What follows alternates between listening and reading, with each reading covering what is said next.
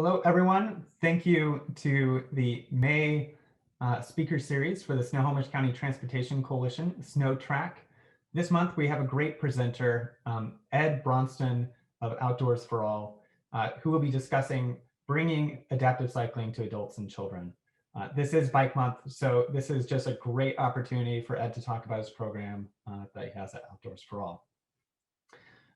Before we get going here, just a little bit of background on the Snohomish County Transportation Coalition. Snotrac advocates for connecting people and communities in Snohomish County and beyond with safe, equitable, and accessible transportation. And our priorities include right now, creating and coordinating mobility services, educating outreach and engagement on mobility services, planning and designing livable communities, securing public support and funding for this work, and finally, emergency response coordination. With that, we're going to start with Ed. Before we get going with Ed's presentation, I have a simple question for him, which is, Ed, how did you get into this? It's such a touchstone in growing up. And it's absolutely a situation where something that was just completely out of the realm of possibility becomes not only possible, but becomes an active part of your life. And how many times do you hear people say, well, you never forget how to ride a bike, and it is a moment of change. And yet, so many people with disabilities lack the education about what kinds of opportunities are available. When I first started with our foundation, I had never heard of a hand cycle, and I'll tell you about a hand cycle. So whether it's the knowledge and education about it, it might be access to the actual equipment, because sometimes it's a very simple piece of equipment. Otherwise, it's a much more complex and more expensive piece of equipment. So having it be economically accessible. So education, equipment, economics of the connections, and then drawing me back to that idea of that aha moment of when you first learn to do it. Besides belonging and connecting, there's an enthusiastic reciprocity that comes from sharing that experience and helping someone who might be a stroke survivor or who might have lost a limb in service to our country. As we go into Memorial Day, thinking of veterans, those that have physical disabilities based on their genetic code. There are so many limiting factors, but cycling doesn't have to be limited.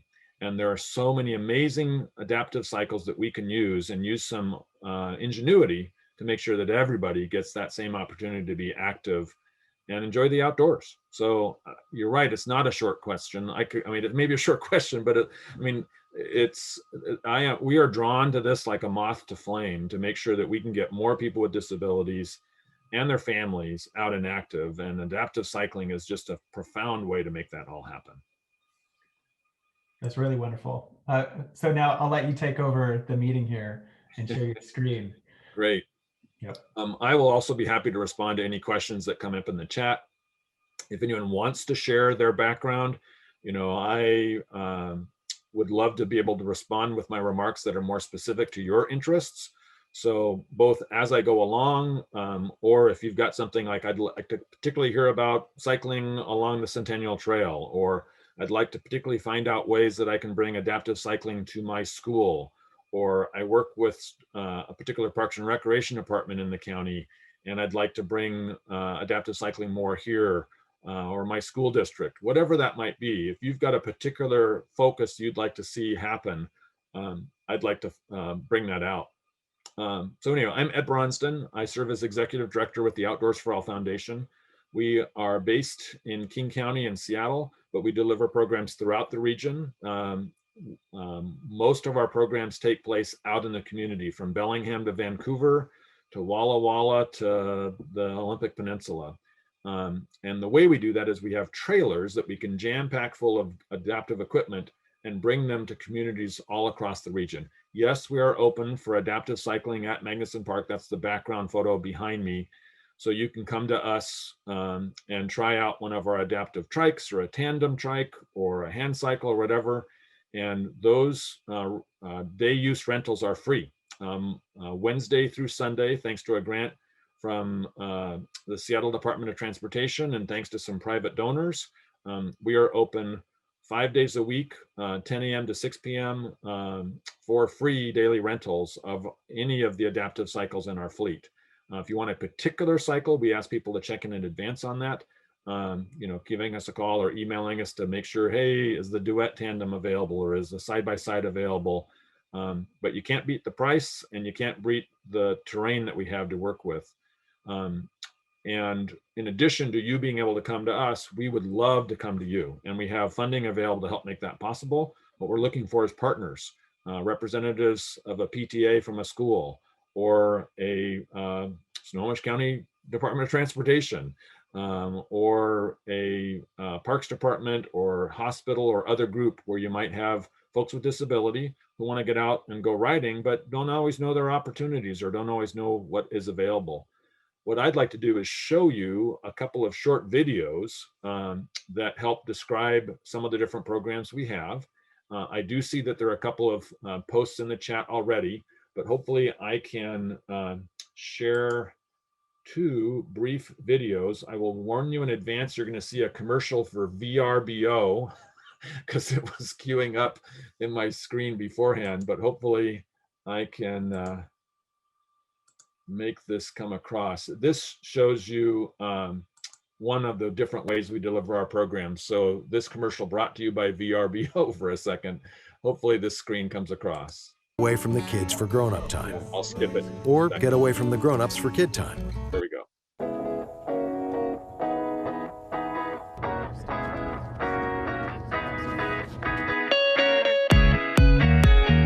So right now we are hosting an adaptive bicycle event through Outdoors for All, where our students have the opportunity to ride different adaptive bikes to meet their physical needs.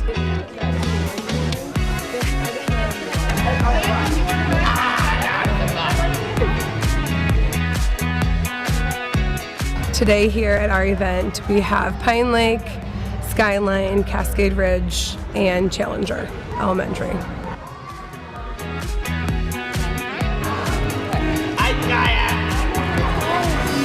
This event allows students who may have never been able to engage in this leisure activity that's so common to most young adults and even adults be able to experience that, and it also allows families the opportunity to see their students be able to do something that they've never seen them do before. Oh, yes!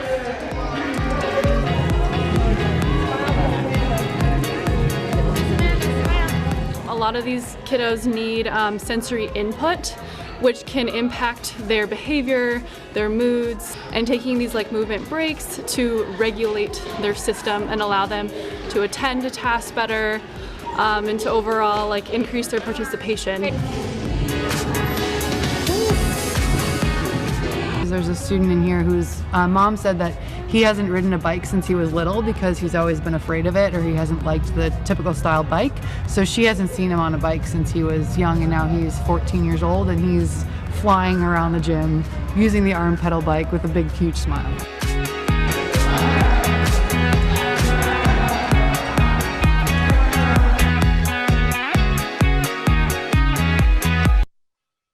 I'm going to pause that for just a second so you can see, the distance of just a basketball court or a couple of basketball courts. We can take over a space and get everybody out riding. This was done indoors on a really designed to be indoors because it was a cold winter day.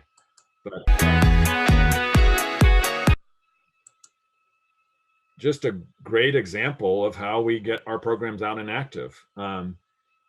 It's hard to do. I can't necessarily poll with many people being off screen, but did anyone see anyone frowning in that video? No. Did you see a variety of different adaptive cycles? Yes. You saw, that was a school-based event, but we can do it for kids, adults, depending upon the focus. You saw kids who had never been on a bike before. You saw people enjoying themselves. You saw what happens very quickly is many of those folks had never been cycling before. When I learned to ride a bike at the age of 5 or 6, it took time and it took a lot of patience and extra effort. And eventually I was able to do it on my own. In an adaptive cycling event like that, we can get people out on bikes when we follow safety, fun, learning as our model. And we start off with stop, start, steer, believe that. Stop, steer, start. We want to make sure people know how the brakes work before they start going. We want to make sure they know how to steer the bike before they start going, and then we show them how to go. Stop, steer, start. Anyway, that modality of making sure that people are safe in this space, we can get people out cycling in 20 minutes, sometimes 5 or 10 minutes. One of the biggest challenges we have is making sure we choose suitable terrain so people feel safe in the space that they're in. Because when we learn to ride bikes, we fall or we crash into things. And when you start all of a sudden exploding opportunities, people are like, oh my gosh, I can ride a bike. They kind of forget themselves. And so we are careful and watchful in that for these group events in particular. If someone's coming to us as an individual, it's a little different and we can adjust accordingly.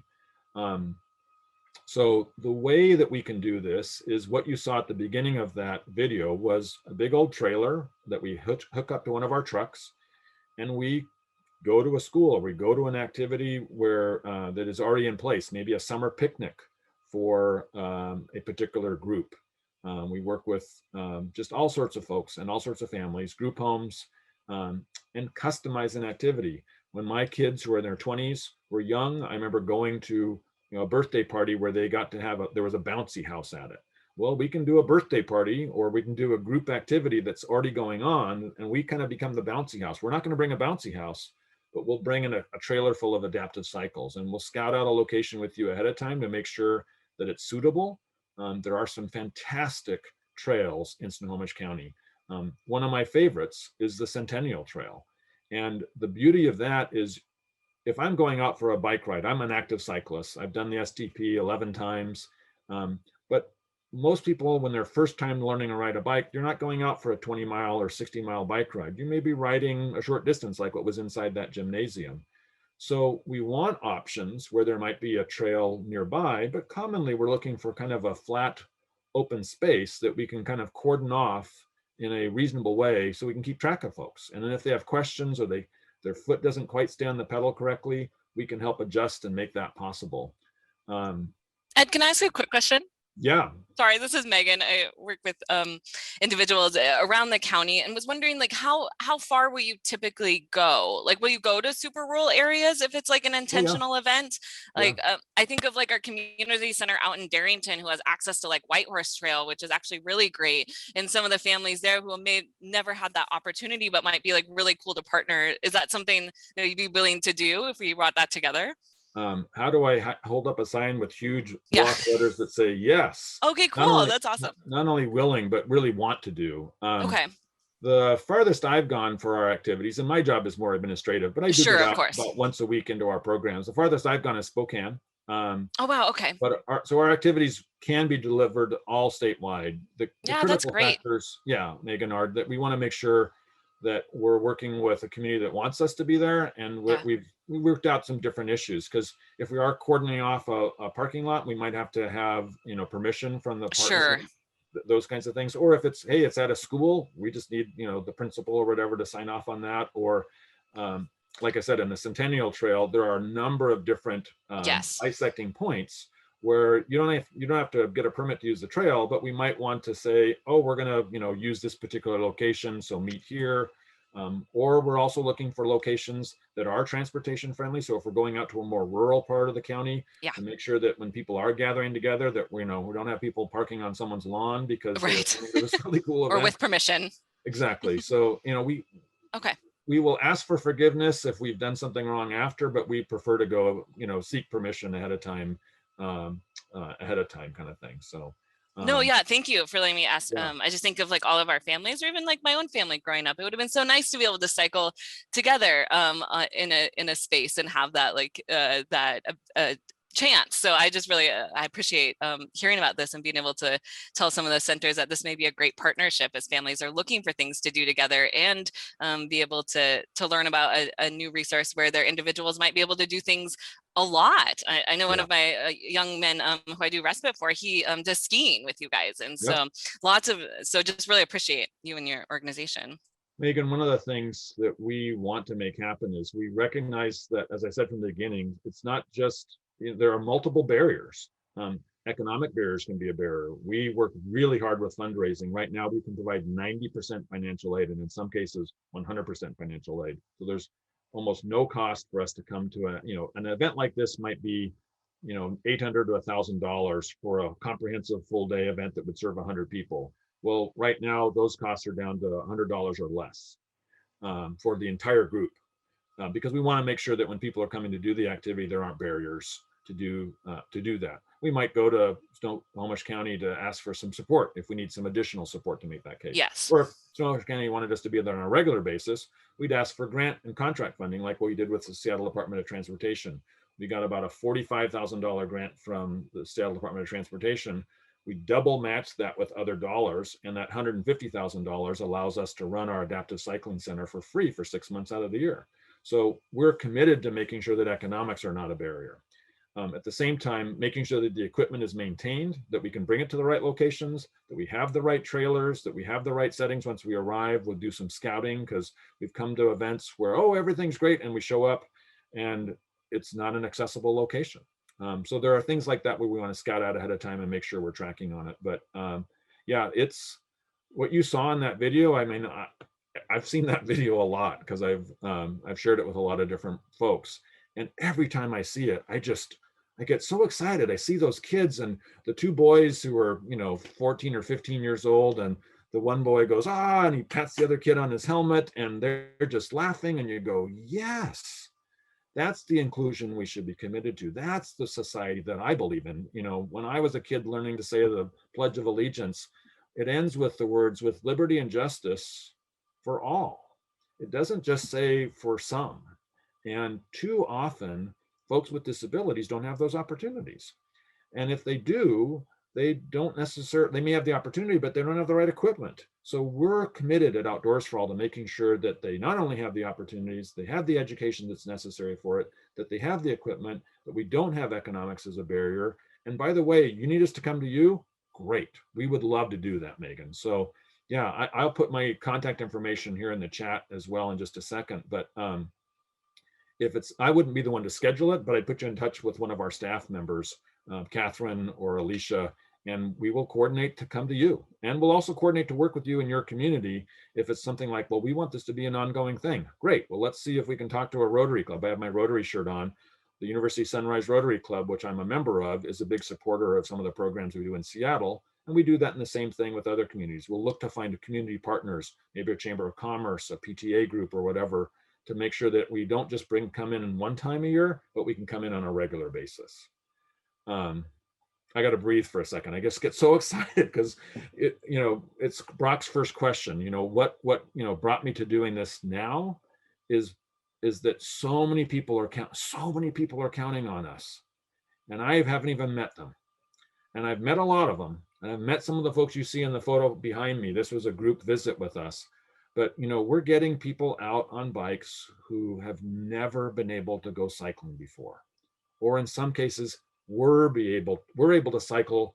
Then a situation comes where their disability comes in, might be age related. Oldest participant ever in our program, 101 years old. 101 years old and out cycling with Outdoors for All. Pretty cool. Wow, that's awesome. Youngest is typically age 5. It's usually geared just more based on sizes of people. And commonly when kids have disabilities, they also may have other physical delays. And so we typically say age 5, but we'll adjust and work with folks.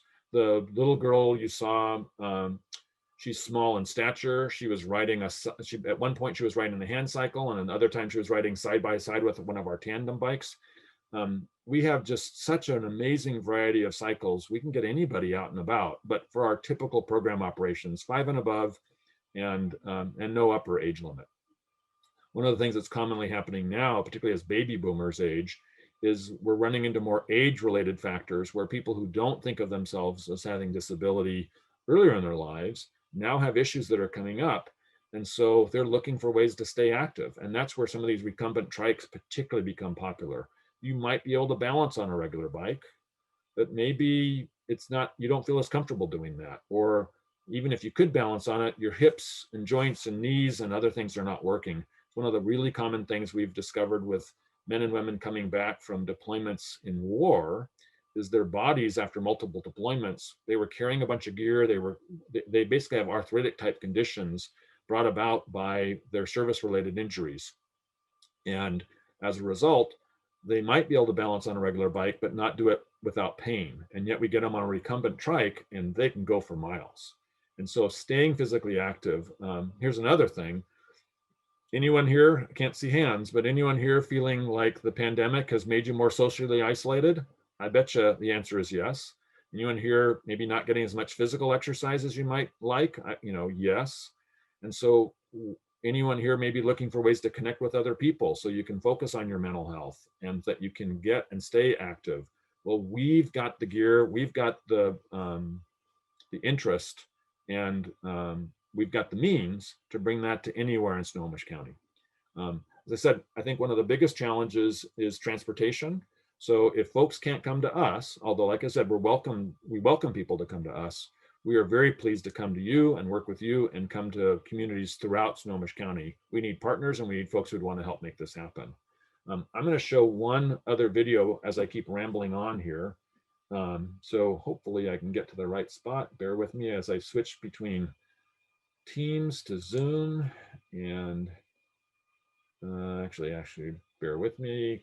It's like first time I've ever used Zoom. No, it's not. I just am in the wrong spot. So I have to close one file. Thank you for your patience here, folks. This is also going to show you a brief video. It was from King 5 Television showing off our Adaptive Cycling Center. And it will represent some individuals cycling who you might not have necessarily thought of having disability. I know they didn't until age-related conditions brought them into a situation where Outdoors for All was the right solution for them. So one more video to show. And more popular than biking, and a local foundation is actually making it simple. They're making it more inclusive and more accessible, and at no cost. How are you? Good. Hi, welcome to Outdoors for All. My name is Alicia Lyons. We run a full rental shop for adaptive biking. And this summer we have a really cool opportunity with the Seattle Department of Transportation to open our doors 7 days a week for free adaptive bike rentals. So we provide a bike for anybody who has the desire to get out and bike but may not be able to ride a standard two-wheeled bicycle. So we have hand cycles, we have recumbents, we have just a ton of therapy trikes to get folks out and active. So if you do not think you can ride a bike, come and see us, because I guarantee that we will get you on a bike some way or somehow. I mean, we serve youth and adults of all ability levels. We have over 240 bikes. I would say roughly about 75% of those are adaptive in some sort of nature. So really, honestly, we can get anybody on a bike who has a desire. Outdoors for All is exactly what it says. I have a bad knee and a bad back, and regular bikes just aren't comfortable, but this is an easy 3. And the handlebars are in a better position and it supports my back. I brought a friend who also had a knee replaced 6 months before I did. So we ride a couple, 2 or 3 times a week. Allison, when we get up here, let's go this way. That was Nancy and Allison. They have been riding with us for just about 2 years. They're huge advocates for our program. They're always out biking and they're like, oh, Outdoors for All. You know, they're always talking about our shop and just trying to get people out and riding, but it's also benefited them. And it's a social outing for them, which is great. That's what a big part of biking, like no sad faces on a bike. The price is fabulous because it's free. 7 days a week from 10 in the morning till 6 at night. They provide the bike, they provide the helmets. You just have to provide the energy and the excitement, and it's all great and wonderful.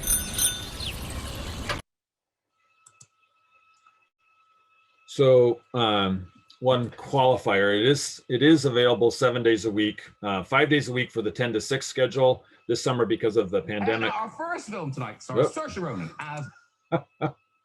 You're getting my Graham Norton fix, which is what I like to listen to in my spare time. The danger of sharing a Facebook video is you get to see other videos I enjoy watching, thankfully. Love Graham Norton. Anyway,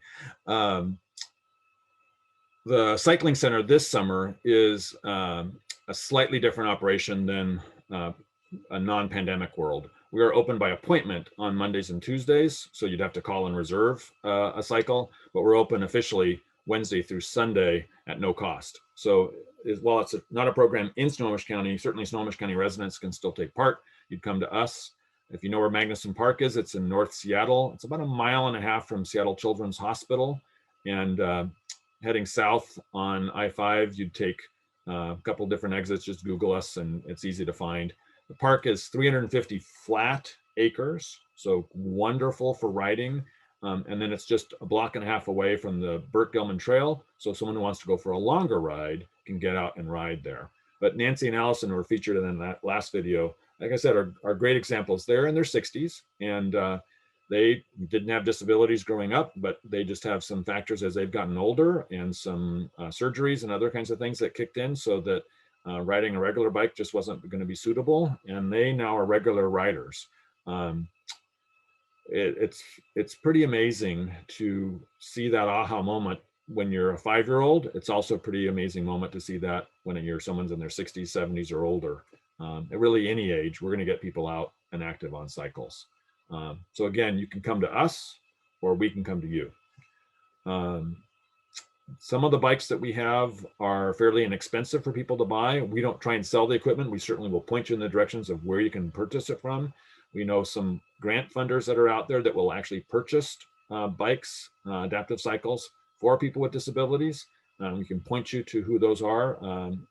And in some cases, obviously if economics is not a barrier for yourself and you want to come out, but before you try it, before you buy it, you want to try one out, we're pleased to let you ride some of the bikes in our fleet. And then when you go and special order it, you can say, oh, I had a chance to ride this one and it does work for me. We want to create independence as much as possible and giving people an opportunity to ride and test things out. If I'm going to go buy a new pair of shoes, I want to try them out. If you're going to go buy a new bike or adaptive cycle, you usually want to try it out. And because we have such a large variety of cycles in our fleet and we're not beholden to any one manufacturer, we just want to get people out and active. So we're really pleased to be a demo and test center for folks to come out and try and ride a bike, ride an adaptive cycle, etc. I've been rambling a lot. I don't see hands, but if there are questions, Megan, I thank you also for chiming in with your question and interrupting me. But if folks have questions that they want to post in the chat, or Brock, maybe some questions that particularly come to you, I'll stop talking for a minute and I'll type in my contact information so that if people do have questions, we can respond. But if you have questions right now, I'd like to respond. Yeah, that'd be great. Your passion is palpable and inspirational, Ed, and your program is really great. So thank you so much for your presentation. Maybe I missed it, but I know it's on your website, but about how many people participate in your program each year in a non-pandemic year, and do you work with? I did not specify that. In a non-pandemic year, so 2 years ago, we worked with 3,300 unique individuals with disabilities. They were active in more than 10,000 experiences with us. So for us, an experience is a day of cycling. And if Nancy and Allison, 2 people, came out on 3 different days for cycling, 3 different days, we would count that as 6 experiences. 2 people, 3 different activities, 6 experiences. We do offer programming more than just cycling. We do rock climbing and skiing, but cycling is our largest program, and it's about 2/3 of the experiences that we offer.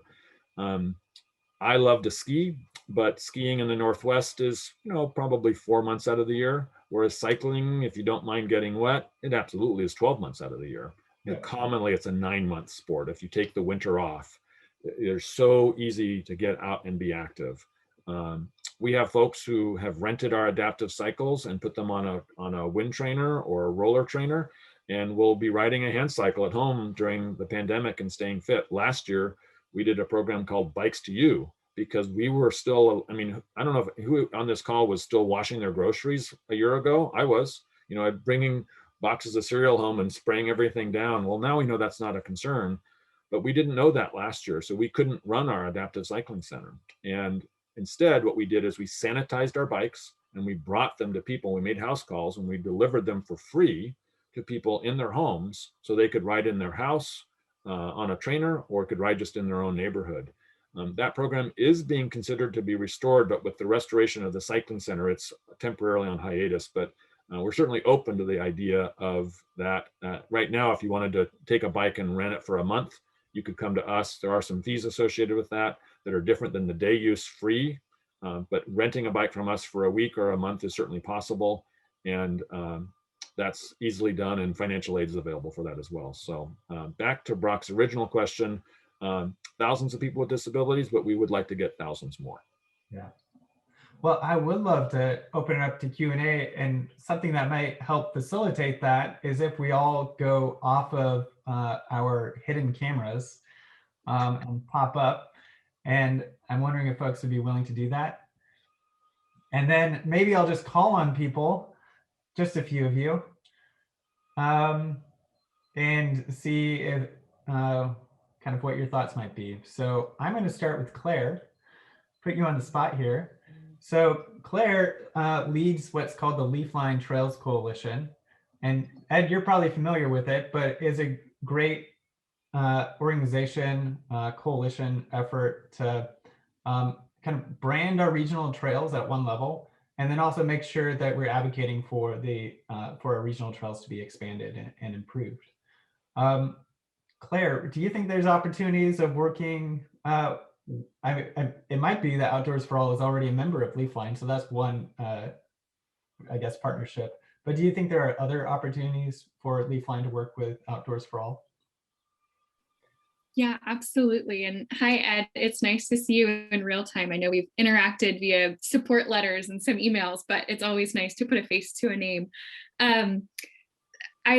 I would say, to Brock's question, we're currently working on developing a map vision for trails in Snohomish, Kitsap, Pierce, and King counties. So this sort of 4-county Puget Sound region, with the goal of generating some momentum for additional trail investment moving forward. But hearing you share about Outdoors for All's programming, I think the question that stuck out to me was about how we can make trails like the Centennial Trail work better for Outdoors for All programming. Are there aspects of trail design or particular regions where there's a lack of access or considerations for trailhead facilities?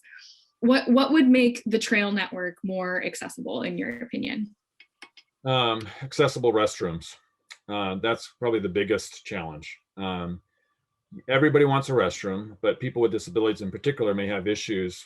You might have someone with paralysis where it really becomes a factor for them to make sure that they're attending to personal needs.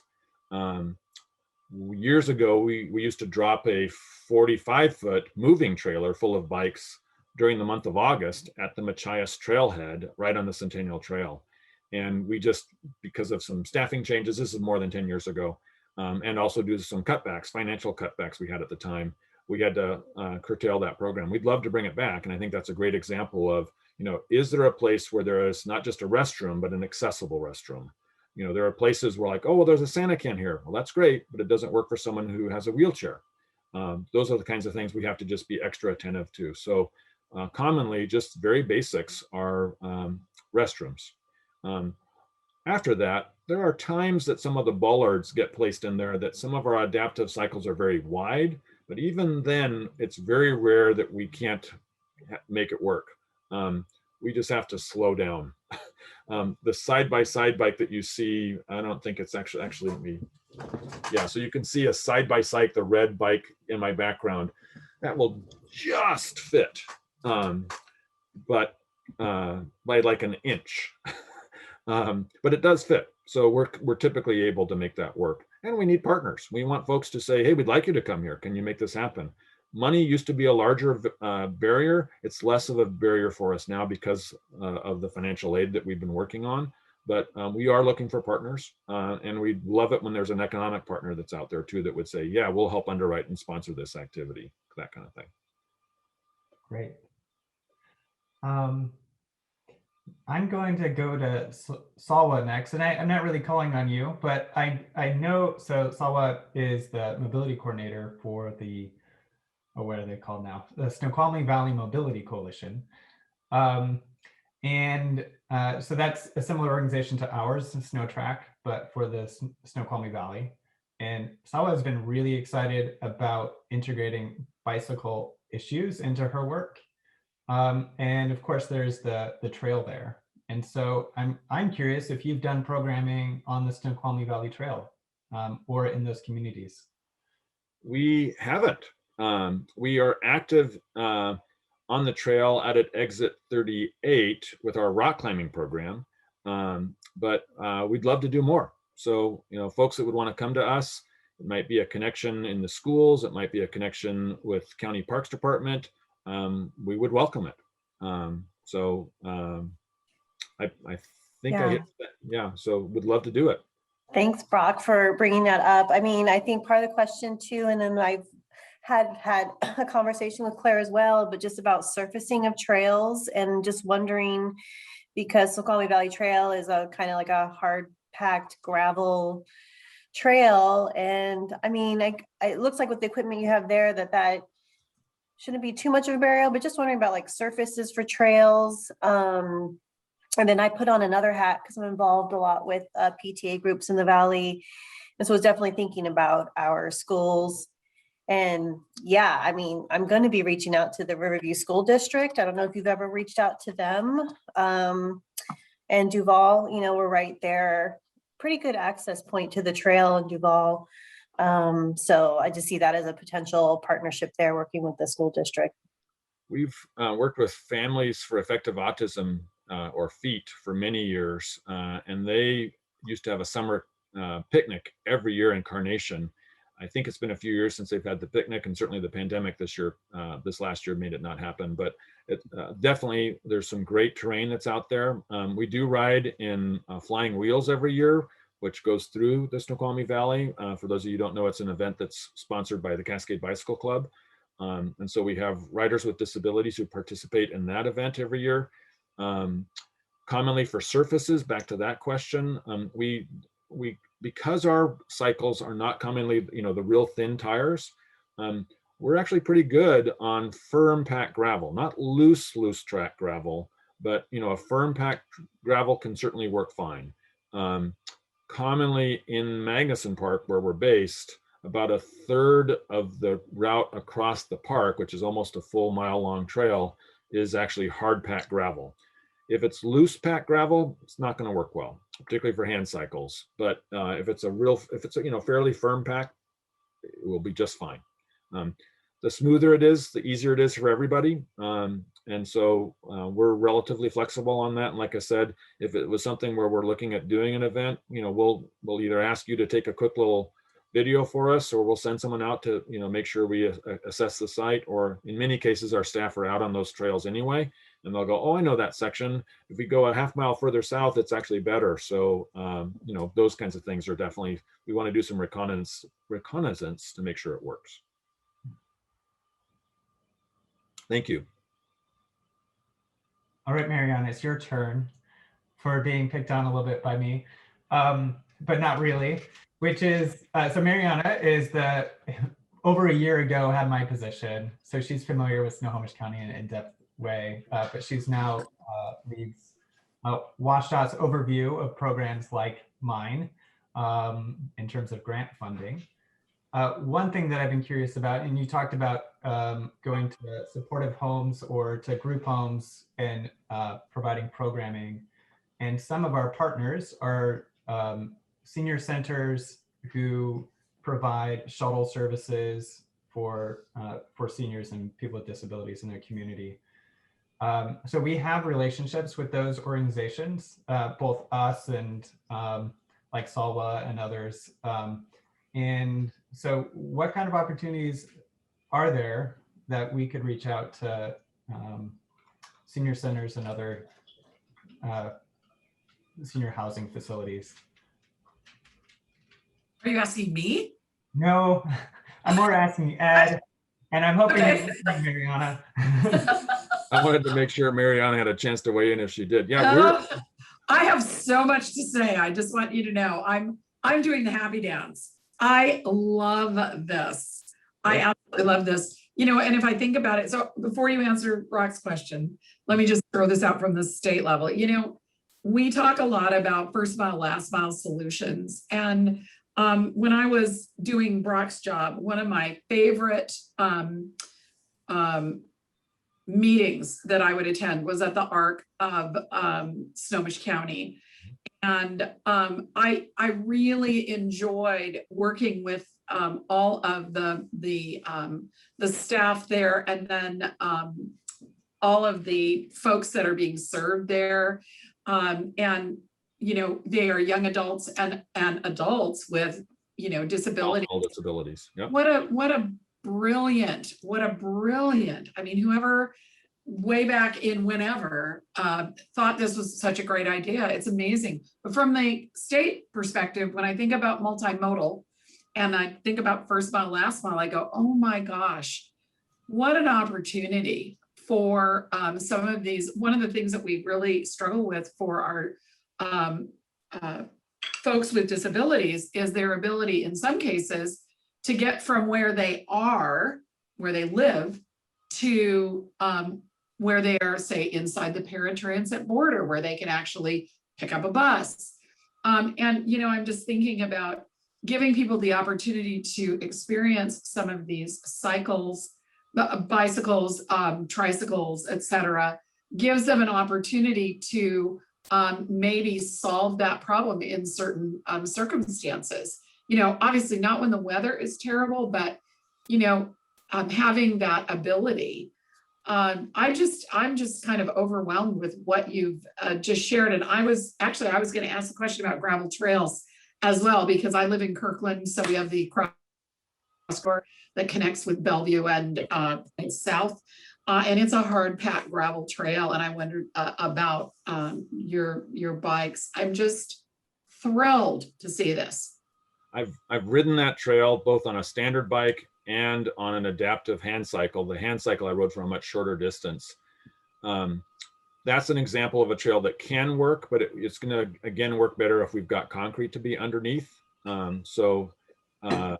It can work. I would say we would be better off if there was a parking lot nearby, and otherwise we would look to do, the Sammamish River Trail or East Lake Sammamish Trail on the King County side. And then in Snohomish County, the interurban trail is fantastic. Right now, the Everett Mall is just very, very quiet. And it might be one of those kinds of things where, hey, we're going to do an event, and it collaborates with the Everett Mall. And it used to be Volunteers for America was right at the end of the trail, right by the mall. I don't know if they're still there. I can't remember. And I think another organization took over that center. But we're going to be in the parking lot here, and then you want to go for a slightly larger ride, here's where that is, or the Machias Trailhead, but making sure that the restrooms are really open, because a lot of public facilities were not open during the pandemic. So those are just some of those logistics that come into play. I do have a favor to ask of all of you, now that I can see people. Show me your hands. Do you remember what it felt like to ride a bike for the first time? Oh, sure. Yeah, it was just like, wasn't that just like, oh, that's what we get to do for so many folks who just don't have those opportunities. Mm-hmm. And am I enthusiastic about it? Damn right I am, because people are counting on our organization. And in some cases, they don't even know they're counting on us because they don't realize that there are options for them. Those two boys in that first video, the joy that they shared, it's just palpable. And there are rare times we're not successful. It's really rare. And we're just called to do more of this, and you can help us do that. And here's how you can do that. One, ping me with an email, and I'll connect you to our people. Even if it's just like, I'm not sure how we would work together, but here's who I am. So we can at least track on where you are. If you are on any social media, if you're on LinkedIn, Twitter, Facebook, Instagram, any of those things, please like us, love us, follow us, whatever the right action verb would be in the right channel. Find Outdoors for All. It's usually all one word, Outdoors for All. Sometimes it's Outdoors for All Foundation. But if you can like us, follow us, link to us, we would really appreciate that, because you'll have heard a little bit about us today, and you'll be able to get out through your network to more people, because that's one of the other barriers is people just don't realize they can do it. If you're a wheelchair user and you think of what biking is, You think 2 wheels and I have to be able to balance on it, right? And yet there are so many more options for you. It's just, and you can help us get the word out, because that's the other side of it, is it's hard to get the word out to folks. So if you've got a little bit of a network of a channel about Outdoors for All, you'll see some of our posts that are out there. You can then help get the word out to more people. Like I said, LinkedIn, Facebook, Instagram, all the different social media channels we are on and active in. They're not always going to be posts about cycling. They'll be posts about some of the other programs that we do, but find something there, like it, and share it on with other people. If it's like I heard this enthusiastic bald knucklehead guy talking about cycling today. You got to hear about it. You know, if you'd like us to come to talk to your place of worship or some other group that you're part of, we're there. We'd like to do it. Brock, it would be really interesting to see if when the senior council, Megan, I would suggest this as well. You know, in the senior, I can't remember the name of the group. The directors of all the senior centers. Yeah. Meet. What a terrific presentation, because I actually think this is really exciting. Yeah. There are several senior centers in Snohomish County that have residences very close by them. This is what a great activity, what a great opportunity. It almost seems like it'd be great to have a once a quarter, you know, stick it on their schedule kind of a deal. Anyway, thank you very much for the information. It's been really fun listening. Great. This we're is coming up to 1 o'clock, I guess. So I've been rambling a lot. Any other questions I can answer? Hi, Ed. I had one quick question about sharing out the info. And I know you said you have postings, but do you have like a toolkit or something that you could share so that we can put it out to different organizations to use? Yeah, we are working on revamping that a little bit. We did a self-assessment and realized that some of it was not as accessible. We just did a full website revamp. So our website is now much more accessible than it was before. Right now, we would just have materials that we could send out, whether it's a brochure or some of the links and things. So the easiest thing I can say is we have had a toolkit, it's out of date, and we're updating it. So, but ping me and I'll either get you the materials or I'll get you in touch with one of my staff to get you those materials. One follow-up question to Mariana's statement, which is thinking about the next step for participants within who go through your program. You know, obviously this might be the first time they're on their bike, and it might be the launching point for them to make it part of their lifestyle. A lot of our work is around transportation related as opposed to recreation related mobility, of making sure people can get to the grocery store or to work or what have you. Have you tracked the folks who are in your program, whether they make the adjustment towards transportation modes later, or have like anecdotal stories about that? We are working to track it better, because that's one of the things that we realize we have not done as good a job of. Some great examples of that are people who come to us, realize they can ride a particular recumbent trike, and then they go out and buy that trike and they use that in order to go to the grocery store. The cycle behind my shoulder, where there's sort of a blue seat and a yellow frame behind it, that's actually a front back tandem that separates in the middle so that 2 people can ride, only 1 person is pedaling. You get to the grocery store, you separate out the back section, and then the front section is actually then a wheelchair that can be used in the store. So we're working to track that data better right now, Brock, but we don't have, other than anecdotal, that we know it happens. We have people coming back after going cycling with us, and we see their grocery store bags with them. And definitely it happens when we're out in communities far and wide, where people are like, well, you know, I biked down the trail 6 miles and I stopped at the 7-Eleven, and then I got my Snickers bar and, you know, came back, kind of thing. So it's not something that we're as strong as we might wish to be, but yeah, we know it happens. Yeah. I saw Alex, you popped back on. I didn't know if you had a final question. So Alex is the director of the Center for Independence. I'm actually director, but yeah, educator, you know, okay, yeah, take her position. Leah's our director. But I just want to say thank you for this, and just kind of give you guys Outdoors for All a plug, because we actually do use them. Centers for Independence uses, when we were meeting in person every year at our annual picnic. We've used them for our social out and about groups. We use them for our staff retreat, because a lot of our individuals that work with our agency have disabilities as well. So it really works out with the kayaking and the biking. Giving 2 different options is what we've utilized. So yeah, I wanted to just kind of more like, they're great. We love Outdoors for All. We've used them for our youth transition conference when we're meeting in person. And it's definitely, all abilities. And it's like just talking about the recumbent bike, like you were talking about, Ed, and things like that.